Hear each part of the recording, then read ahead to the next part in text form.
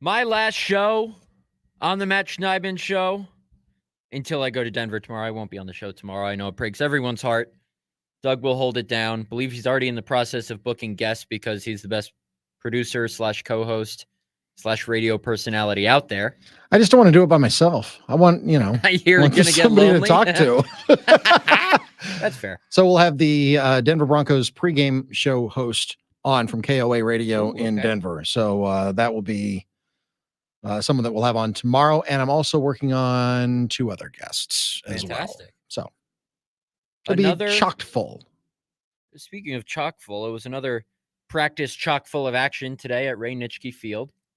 A lot of news coming out of the facility today. We're going to start with the kickers, the kicker battle. And it's somewhat of an underwhelming battle of late. Today was not a great day for Greg Joseph and Anders Carlson. Carlson went 4 of 6, and Joseph went 3 of 7. Oof. So not great. Joseph missed his last one from 35 yards. It was a hurricane drill, which is the Packers' terminology for running their field goal unit onto the field without any timeouts and the clock's running. So it was at the end of a 2-minute drill. They needed 3 points to tie the game. Sean Clifford had driven the second offense down, and we talked a little bit about it yesterday. Sean Clifford was back with the 2s during the 2-minute drill yesterday, or today, I should say. So the Packers haven't made a change at backup quarterback quite yet. Matt LaFleur didn't really give an answer for that when asked about it. I'm not sure if he was asked directly, but I don't think he would have given an answer anyway directly. Sean Clifford drove the offense down nicely. Big completion to Ben Sims down the seam, which ironically is the exact same play Michael Pratt had to get the number 2 offense into scoring range yesterday. So shout out Ben Sims. But with the clock running and the Packers needing only 3 points, the field goal unit ran out. Greg Joseph missed a 35-yarder. And Brian Naring, who I think is the longest tenured Packers employee, he's the assistant equipment manager who's been here since the Favre days, was a little too slow rolling out the field goal posts. So I don't think it would have gone in anyway, but the field goal posts were not in position for Greg Joseph's field goal. Anyway, 3 for 7, 4 for 6 in total. And I missed 3 days of practice to go to my college roommate's wedding in Denver, but I got the kicking totals from my fellow beat writers. So in total,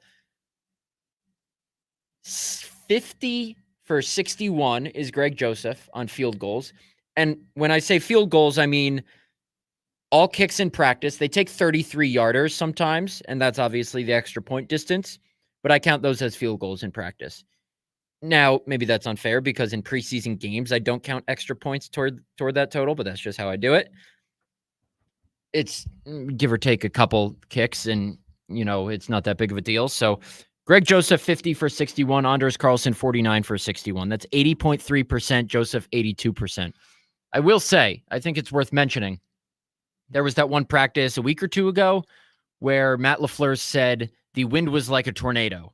And he said it's never going to be like that in an actual stadium. Anders Carlson said kind of the same thing after practice, how the wind was coming off the Hudson Center. It's more of an open field. So they each missed 3 kicks that day. If you add 3 makes to their total, their percentages go up by a couple percentage points. Even so, they have still left some to be desired. I think any hint of shakiness from the kicker position will trigger a Packer fan right now because of how the last 2/3 of last season went. 3/4 maybe. Anders Carlson missed a kick, extra point, or field goal in 9 out of the last 12 games. 10 if you count his blocked extra point against the Steelers as a miss. I don't because it was blocked. He didn't miss it technically. And Josiah DeGuara just didn't block his guy off the wing.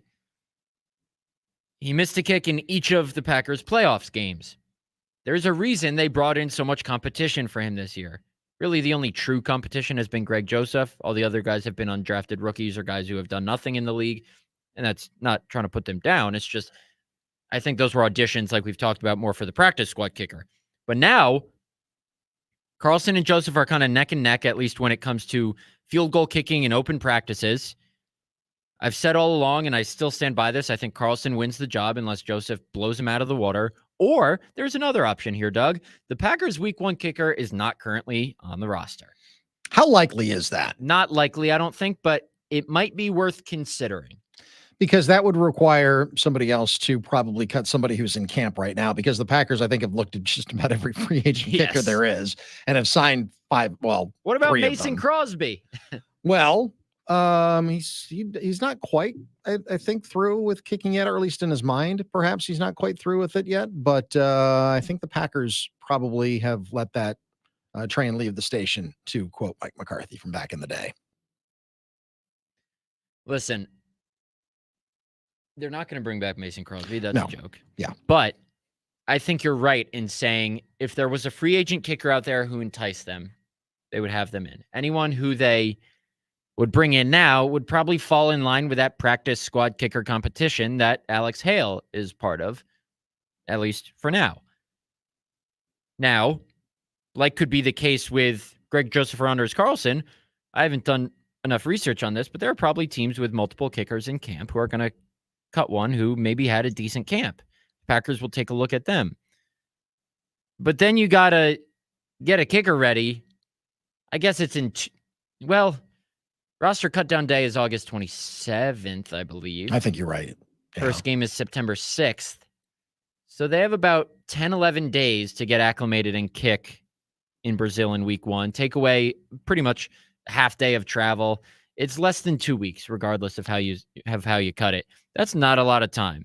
But it's a kicker. I mean, if there's one position, if there's one position in football where you can, sign somebody one day and they're playing the next, it's kicker. Put the ball through the uprights. I'm just saying more so the storyline of he's here and he has to get out there right away. You're right.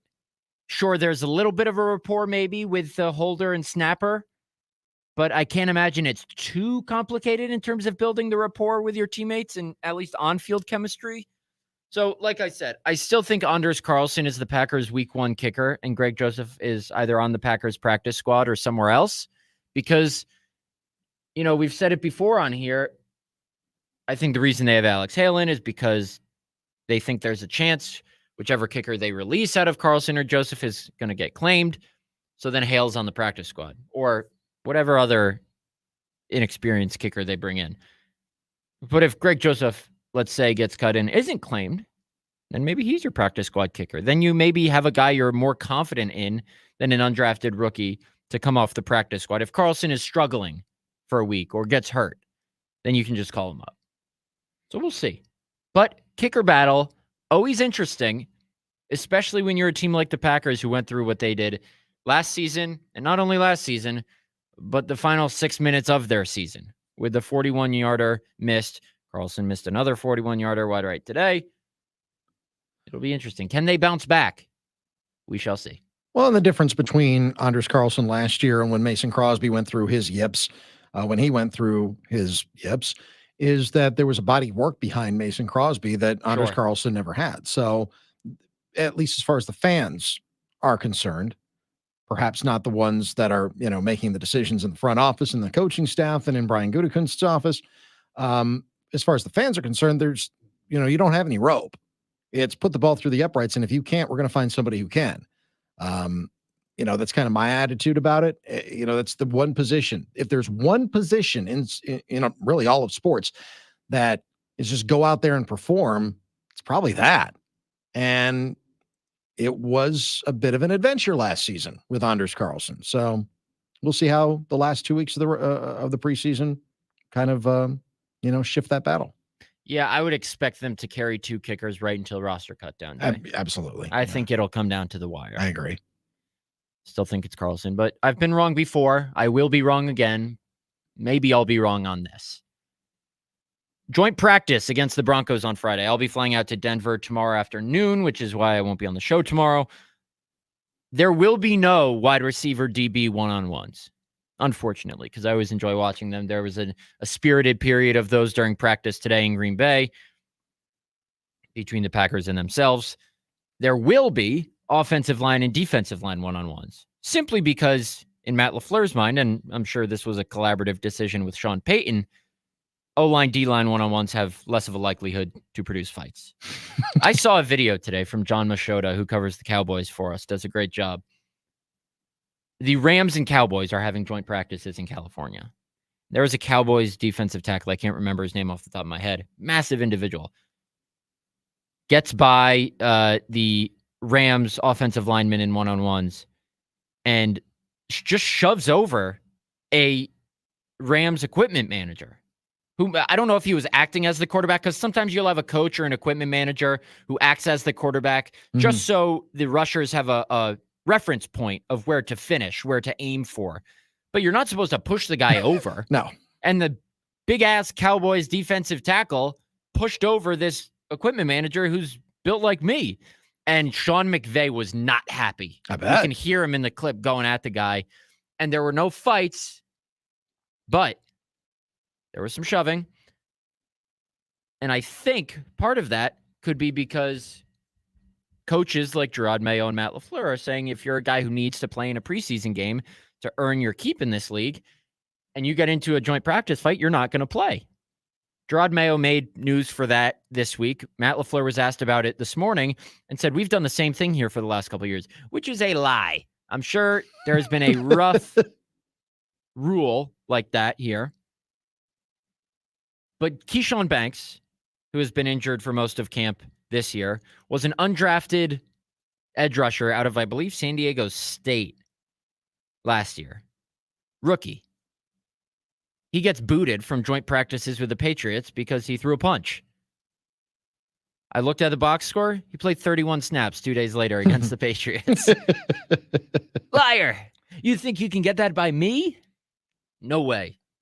Sleep on a bed of lies. That's a joke. I'm not being like, oh, he lied. He owes me something. I just think it's a little funny. Yeah.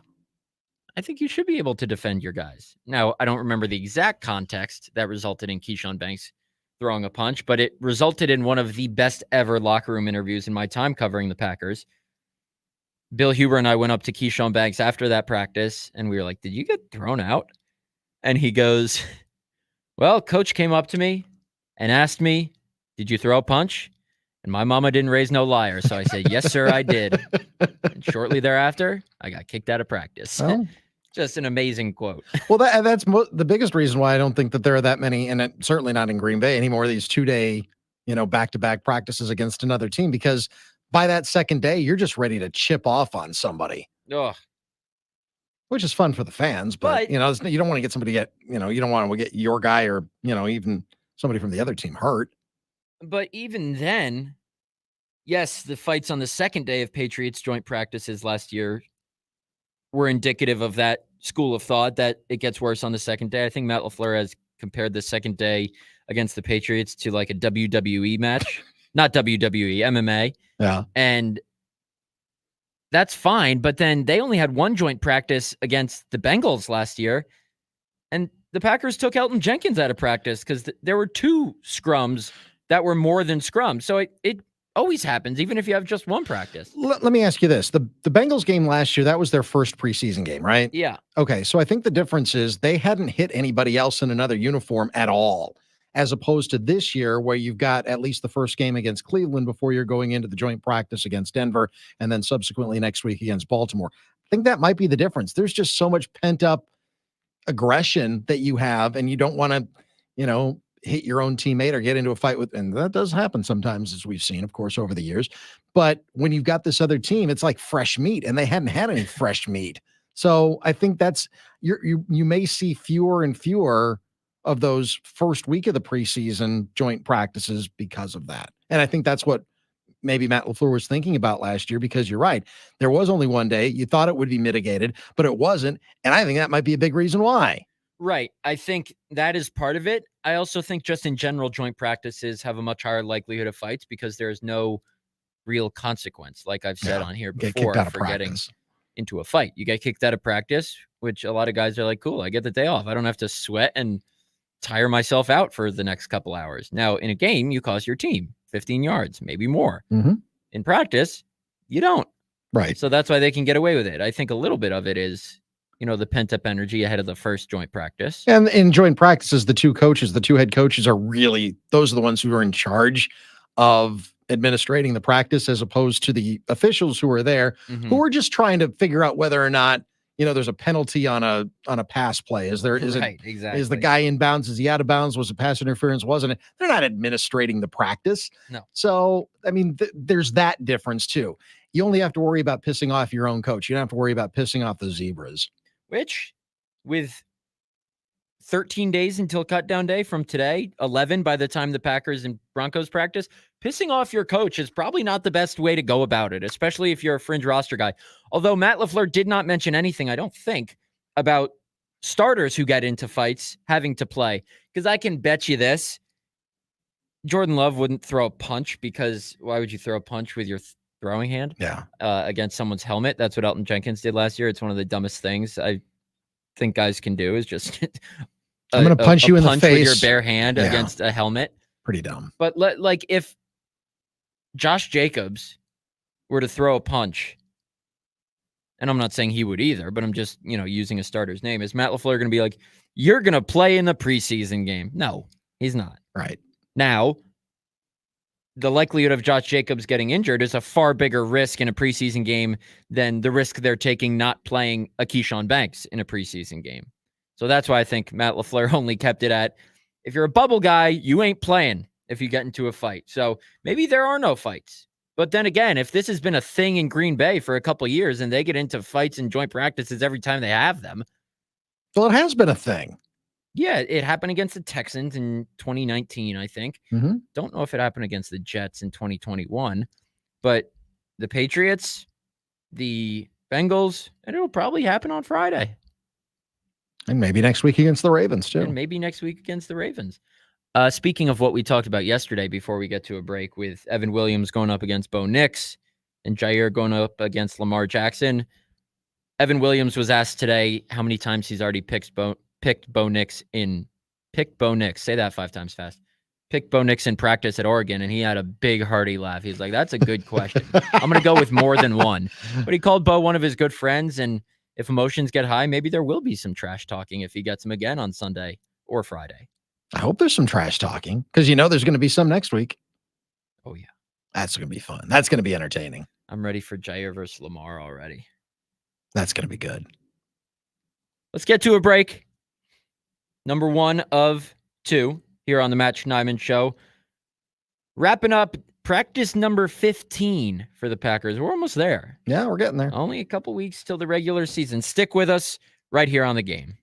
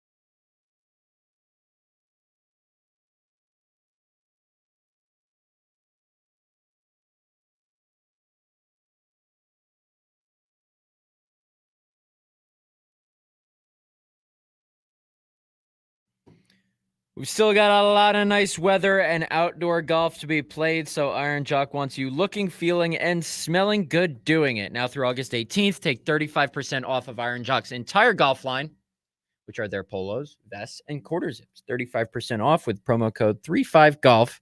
Go to ironjock.com for details. That's ironjoc.com.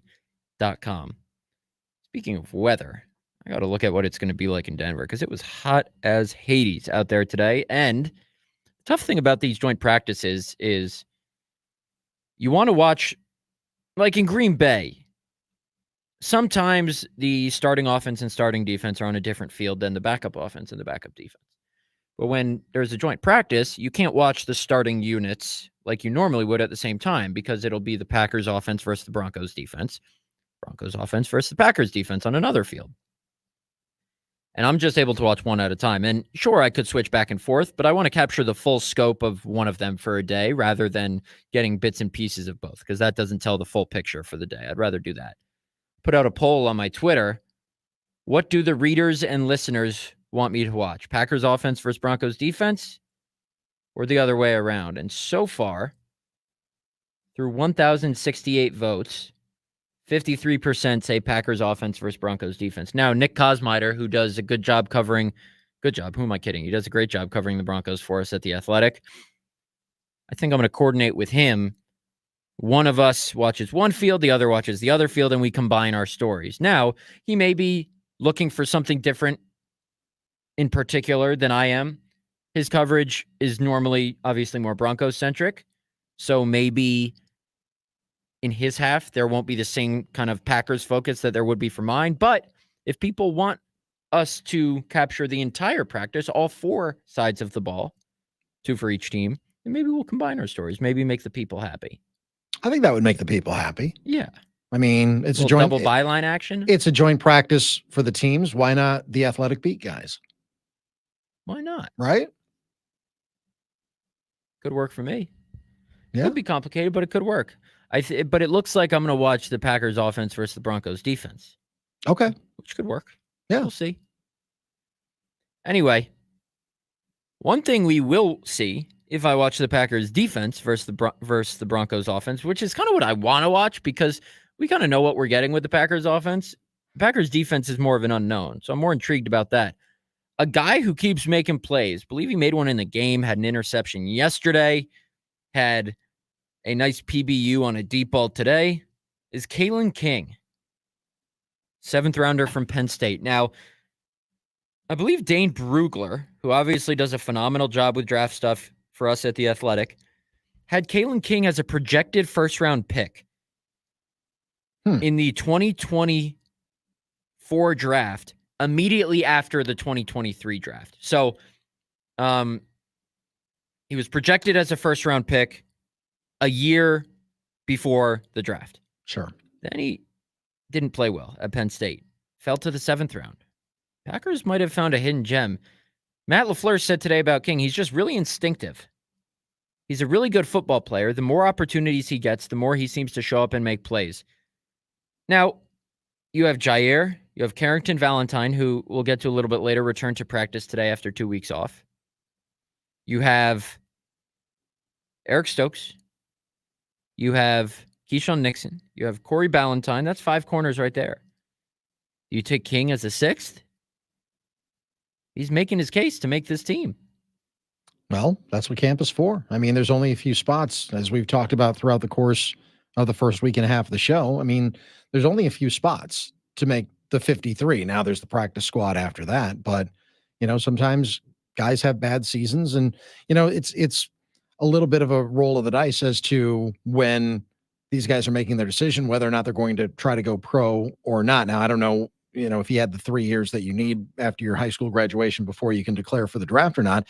But I remember, the Packers had a backup quarterback, Brett Hundley, a few years ago.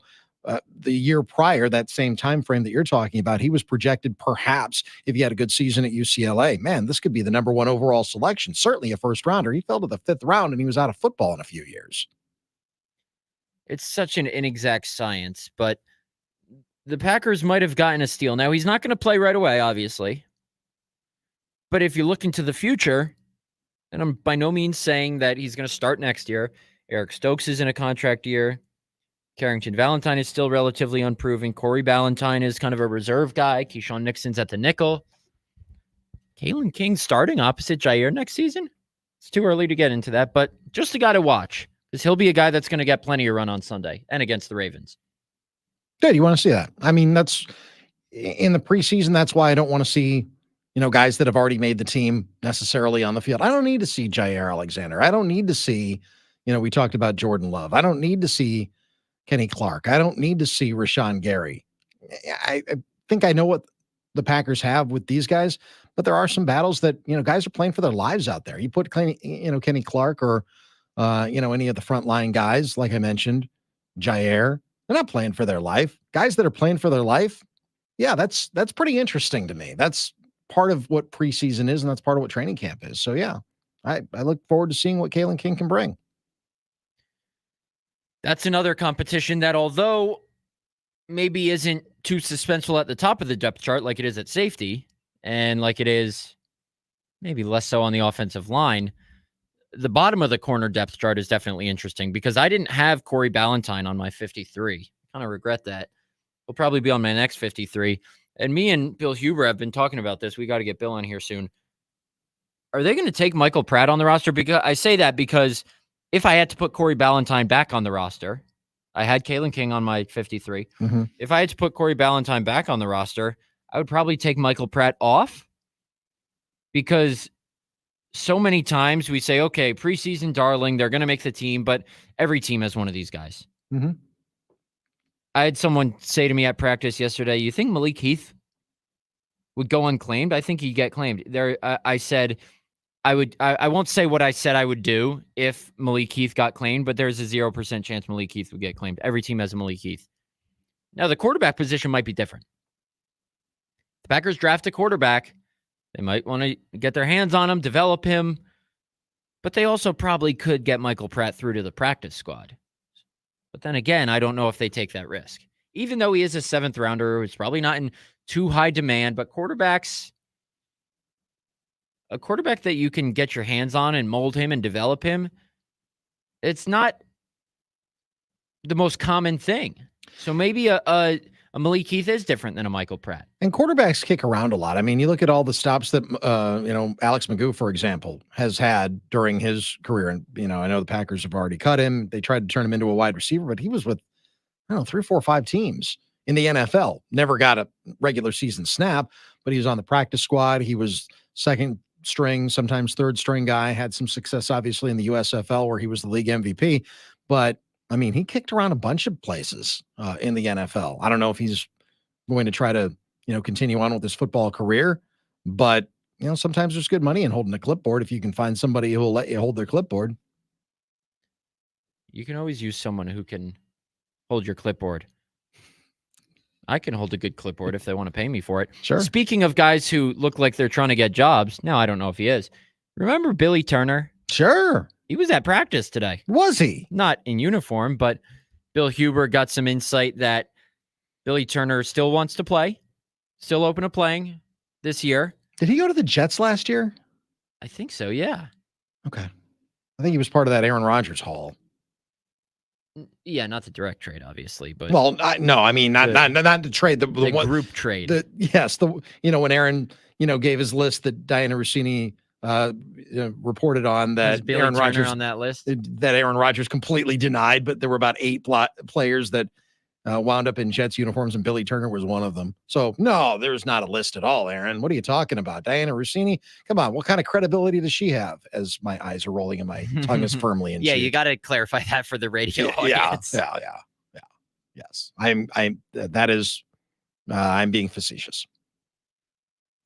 Yeah, we talked a little bit about the underwhelming tackle depth with Andre Dillard, Kadeem Telford, Caleb Jones. And look, maybe one of those guys separates themselves here in the remainder of the preseason, but how old is Billy Turner? Let me look this up right now. I'm going to guess 32. 32, you're right. There you go. Turns 33 in October. Would you take him as a third tackle? Sure. He's got experience. He knows the offense. I saw him talking to Goody today. I thought he was okay. When he was here. Yeah. I saw him talking to Goody today. He's probably like, listen, I'll do vet min. Don't worry. It's Andre Dillard, guys, not the answer. Yeah.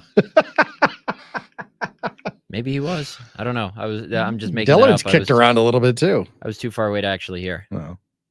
Well, listen, you're going to give me Billy Turner or Andre Dillard. From what I've seen, I'd take Turner. Really? I haven't watched any Billy Turner since he was here. I don't know. I thought he was pretty good. Anyway, but, that's why they've got the tape, and, I've got a radio show with you that I can just, spout off. You say that like that's a bad thing. Uneducated. No, not a bad thing at all. I'm just saying if I'm making personnel decisions for the Packers and, the guys that are actually watching the tape aren't, the Packers are going to be in some real trouble because I've got guys cut and coming in and out and all over the place. Yeah. I've already cut Anders Carlson, for crying out loud. And that probably would have been a dumb thing to do before today. Probably. So I'm not angling for Goody's job because he would do it much better than me. I'm a fantasy football owner. That's about as GM-y as I get. And I'm not a very good one at that. So I have the number one pick in my big fantasy football league that I do with 11 other friends from college. We each put in, a lot of interest to this league, I'll say. I have the first pick, and I'm wondering who I should take. Is it just simple, go Christian McCaffrey? Or am I silly to consider Jahmyr Gibbs? No, I don't. I think it's McCaffrey. And I didn't say that a year ago because McCaffrey had some injuries over the years. But yeah, that's your guy. Christian McCaffrey's the guy. And you know what? Nobody's going to blame you if he doesn't have a spectacular season because I think he's going to be pretty much the unanimous number one overall pick in the draft. But here's what I say about the number one overall pick. I think that's a fool's errand. I think that is the worst possible position that you can have. Is it? I assume it's a serpentine draft, a snake draft? Yes. Okay. So then you're waiting around forever in between. So you get the back-to-back picks in the later rounds, but then you've got to wait however long it is in between picks until you finally get your guy back again. And if you have the number one overall pick in your fantasy draft, it just feels like there's so much pressure to get the right guy and you never get the right guy.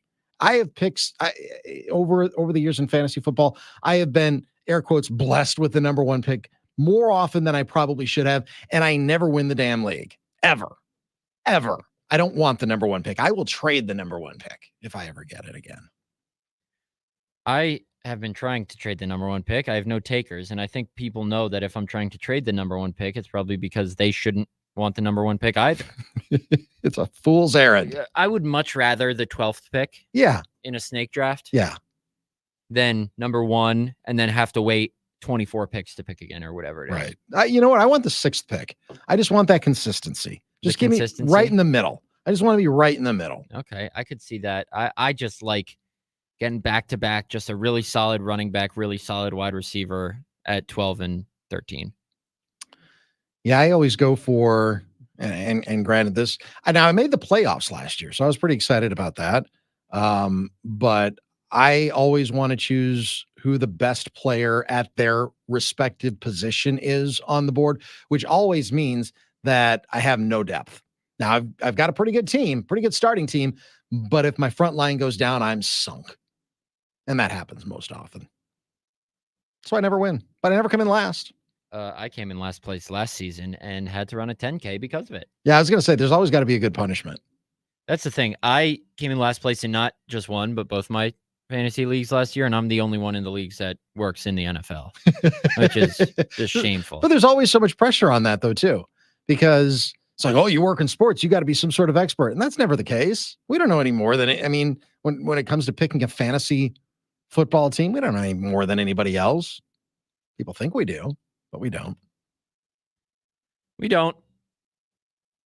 Just reminds me of when my buddy in college who knew jack squat about college basketball picked Kentucky as a 9 seed to win March Madness because he was born in Kentucky and they made the finals as a 9 seed and he won the bracket. Usually it's the less you know, the better. The secretary who's picking because she likes the colors. We got to get to one more break. After the break, a little more joint practice preview, what you need to watch, maybe some standouts that we're looking for in the preseason to state their case for roster inclusion. Always a good time for bubble guys. The starters, or at least most of them, will not play at all on Sunday. They'll get the majority of their work on Friday in joint practice. Which bubble guys should we be keeping our eye on for Sunday night's game? A little Sunday night action in the preseason. Packers game day starts at 3. I don't remember the last time we had that. Keep it right here with us.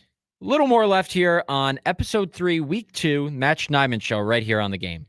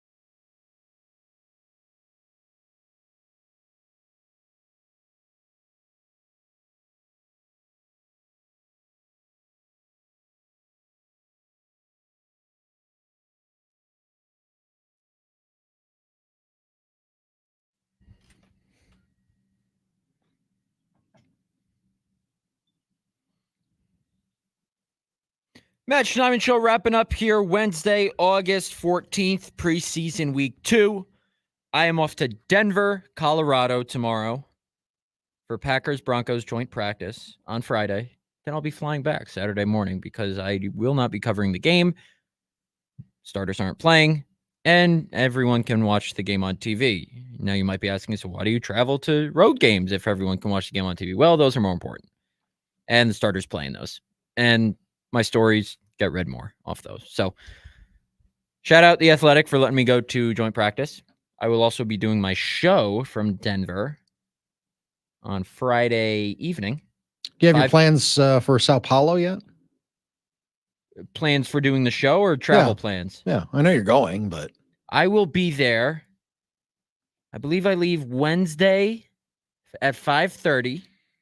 So I won't be able to do the show the Wednesday of week 1. Okay.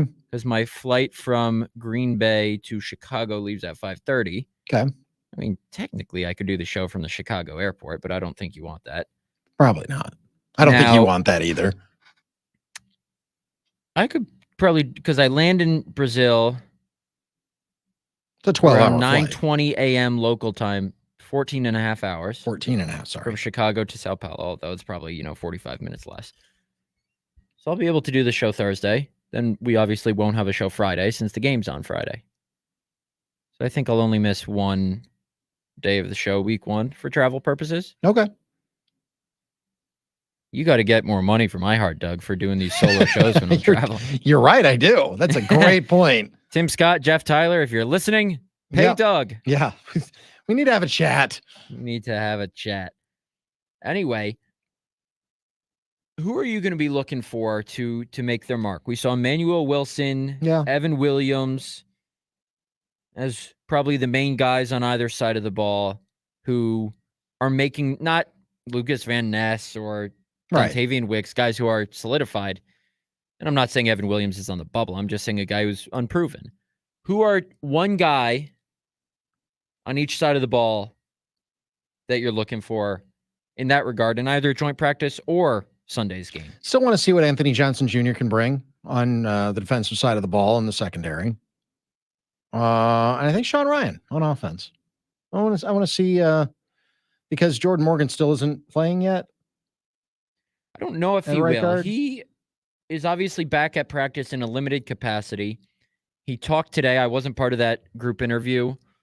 So I'll need to look at the transcript. He said, I'm feeling good. Okay, cool. I don't know if he's going to do team stuff during joint practice or the game. So who's ever playing? I venture to guess no. I'll say this. Who's ever playing right guard, I want to see how Sean Ryan. Okay. So if then Sean Ryan and whether or not Jordan Morgan's able to play right guard, that's what I want to see on offense. And Johnson on defense. What about you? Okay. On defense, I am going to go with Kalen King.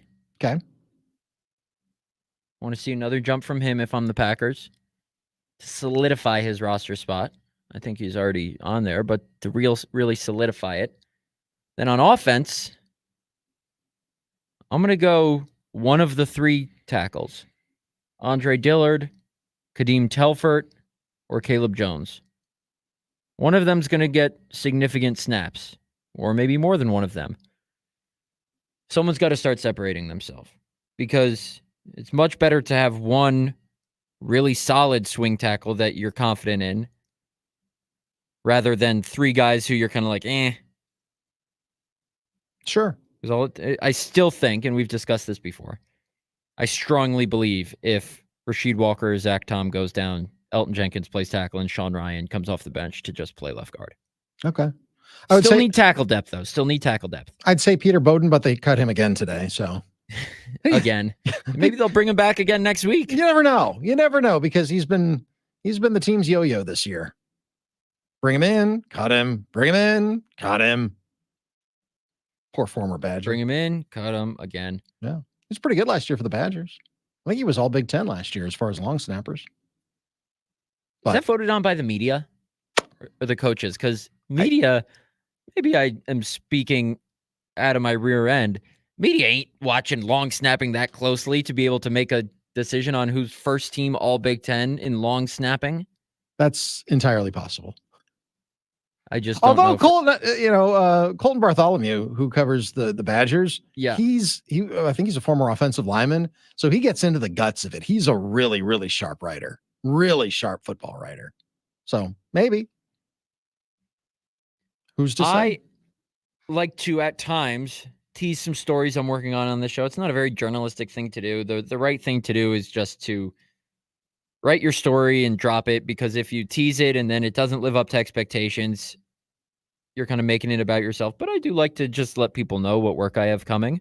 And as I talked through that, I realized I'm not going to do it. So I was about to, but then I decided, you know what? I'm talking about how it's not like the journalistic thing to do, because if I try and pump up my story and people are looking forward to it and it falls short, which I don't expect it to, because I have higher expectations for myself as a writer and a reporter, but it might, just by the reader's standards. So I'm going to refrain from saying what it's about. I think people are already looking for it. Look, if they've already subscribed to The Athletic, which means that you have to pay for The Athletic, I think people are already looking forward to it. They know I have, before every season, a bigger profile or feature. 2 years ago, it was on Aaron Jones and A.J. Dillon. Last year, it was on David Bakhtiari. This year,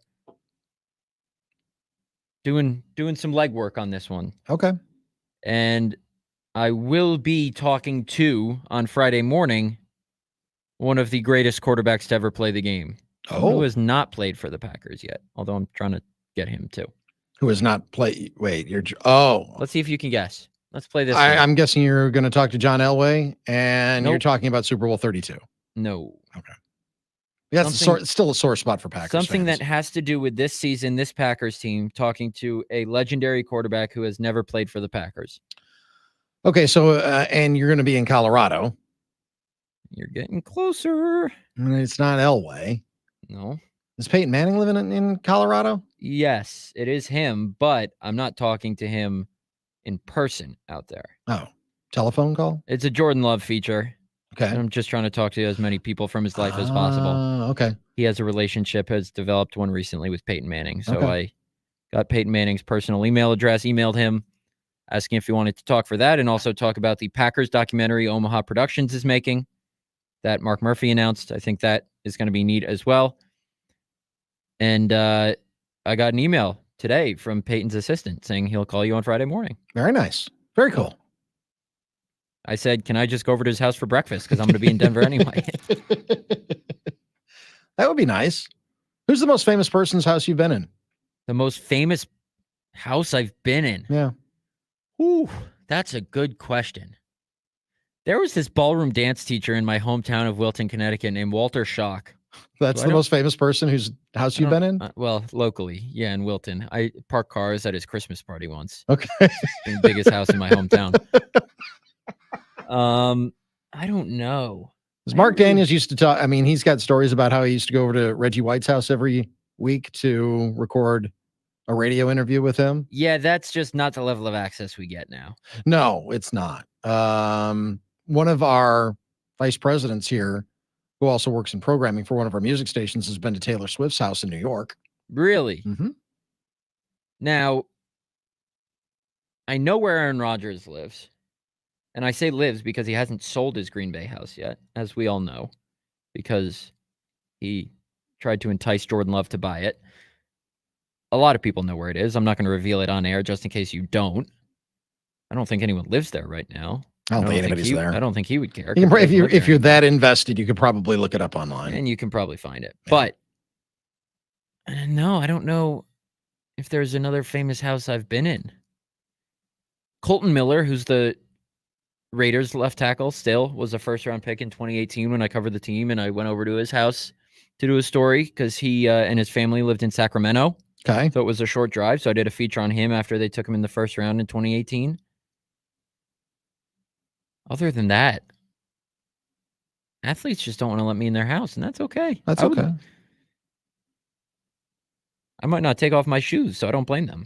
I interviewed Bonnie Blair in her kitchen Just once. kidding. I would take off my shoes. Well, if they asked. Can I ask a question? Sure. Who's Bonnie Blair? You didn't just ask that question. Who's Bonnie Blair? 5-time Olympic gold medal speed skate. You're going to get lit up on the talk and text line for this. Yeah, okay. You're going to get absolutely roasted for this. Dude, she's 60. How would I know about that? 5 gold medals? Let's see. Let's see when she won those gold medals, Doug. She won the gold medals in 84, 88, yeah, 92, and 94. She's I was an Olympic born in legend. I know who Muhammad Ali was, but I never watched him, box. She's a speed skater, with all due respect. She won the Sullivan Award. She was a Sports Illustrated Sports Person of the Year. I understand. I'm not a speed skating fan. Okay.